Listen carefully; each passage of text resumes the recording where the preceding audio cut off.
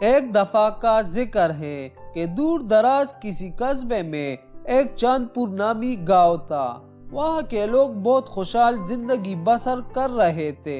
اس کے ساتھ ساتھ وہ سب مل کر کھیتوں میں کھیتی باڑی کرتے اور ایک دوسرے کے دکھ درد میں بھی شریک ہوتے۔ گاؤں کا بچہ بچہ گاؤں کا بہت خیال رکھتا اور وہ لوگ صفائی ستھرائی کا بھی بے حد خیال رکھتے، جس کی وجہ سے لوگ دور دور سے چاند پور نامی گاؤں کی سیر کو آتے۔ ایسے ہی دن گزرتے گئے، پھر اچانک کچھ یوں ہوا کہ گاؤں کو کسی کی نظر لگ گئی۔ بختو نامی ڈاکو نمودار ہوا اور اس نے دونوں ہاتھوں سے گاؤں والوں کو لوٹنا شروع کر دیا۔ اس بختو نامی ڈاکو سے گاؤں کے تمام داخلی اور خارجی راستے بالکل غیر محفوظ ہو گئے۔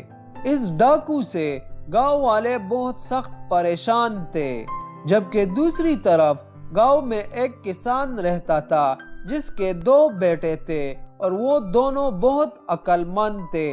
ایک دن چھوٹا بھائی بڑے بھائی سے کہنے لگا کہ اگر یہی حال رہا تو ہمارا گاؤں تو بالکل ویران ہو جائے گا۔ چنانچہ انہوں نے ایک ترکیب سوچی اور گاؤں والوں کو اکٹھا کرنے کے لیے کہا۔ جب گاؤں والے اکٹھا ہو گئے تو ان دونوں نے گاؤں والوں سے مشورہ کیا۔ سب لوگوں کو ان دونوں کی ترکیب بہت اچھی لگی اور ان سب نے دونوں بھائیوں کی ترکیب سے اتفاق کر لیا۔ کچھ دنوں کے بعد اب کوئی بھی گاؤں سے نہ باہر جاتا اور نہ کوئی اندر آتا۔ دوسری طرف جب ڈاکوؤں نے یہ صورتحال دیکھی تو پورے گاؤں کو لوٹنے کا فیصلہ کر لیا۔ جیسے ہی ڈاکو گاؤں کو لوٹنے آئے تو گاؤں بالکل خالی تھا ان دونوں بھائیوں کی ترکیب کے مطابق۔ جب ڈاکوؤں نے گاؤں کو خالی دیکھا تو وہ بہت خوش بھی ہوئے اور حیران بھی۔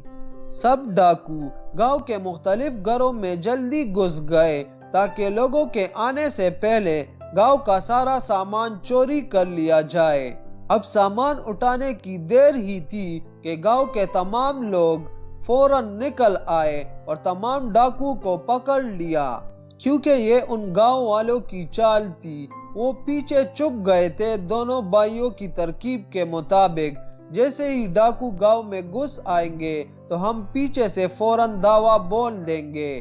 اس طرح گاؤں والوں نے ڈاکو کو پکڑ لیا۔ اب گاؤں والے بہت خوش تھے کیونکہ انہوں نے ہمیشہ کے لیے ڈاکو سے چھٹکارا حاصل کر لیا تھا، اور تمام گاؤں والے ان دونوں بھائیوں کی ترکیب کو سراہتے رہے۔ اس لیے کہتے ہیں کہ مل جل کر ہر مسئلے کا حل نکالنا چاہیے، نہ کہ ان مسئلوں سے ڈرنا چاہیے بلکہ اس کا مقابلہ کرنا چاہیے۔ تو پیارے دوستو، یہ تھی آج کی کہانی۔